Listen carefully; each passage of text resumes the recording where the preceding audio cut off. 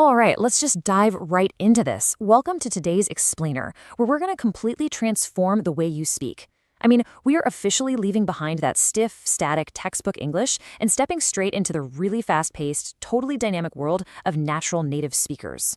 Look, if you've ever felt like your English is, technically perfect, but it just lacks that spark, that actual kinetic energy, you are absolutely in the right place.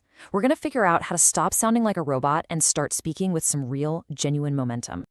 Notice the really stark contrast between these two approaches. The phrase, "I made a mistake," feels trapped in this gray, dull, corporate office vibe, right? It's just totally static. But then compare that to a vibrant neon street, a flash of lightning, and the phrase, "I fumbled." This is a perfect example of adopting a more visual, kinesthetic pattern in your language. It shows the massive difference between words that just sit there flat on a page and words that actually move. If you want to sound natural, you got to stop relying on that static, boring phrasing. Section 1. The traditional English trap. So picture this. You're hanging out with friends, the vibe is super relaxed, the conversation is flowing really nicely, and then suddenly you mess something up. And you say, slowing down to this dead, stiff, robotic halt, "I made a mistake." Do you hear how that just instantly kills the momentum? It brings the whole kinetic energy of the room to a screeching halt. It honestly sounds totally unnatural for a casual, real-life hangout.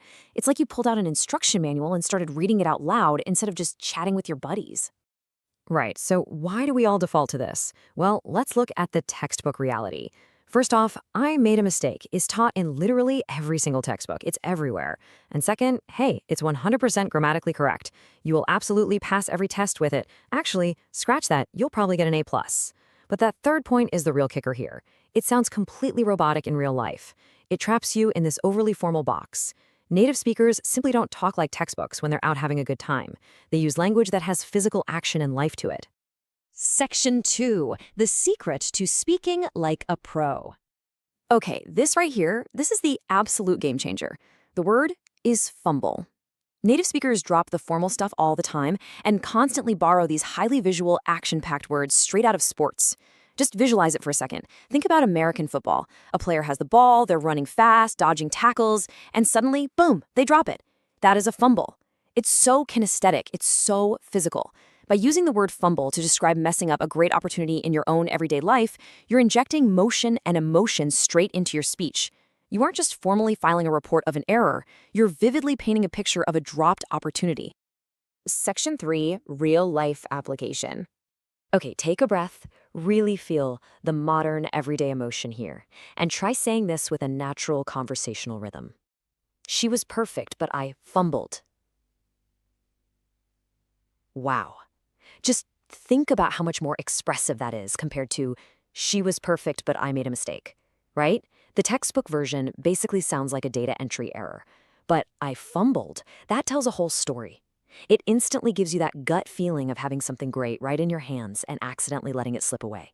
It's effortless, it's incredibly modern, and it immediately marks you as someone who truly gets the moving, kinesthetic rhythm of the language.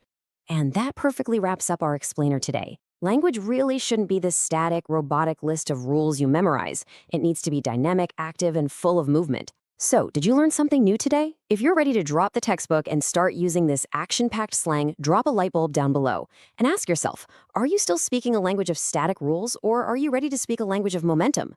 Think about a recent opportunity you fumbled. Keep practicing, keep moving, and I'll catch you in the next explainer.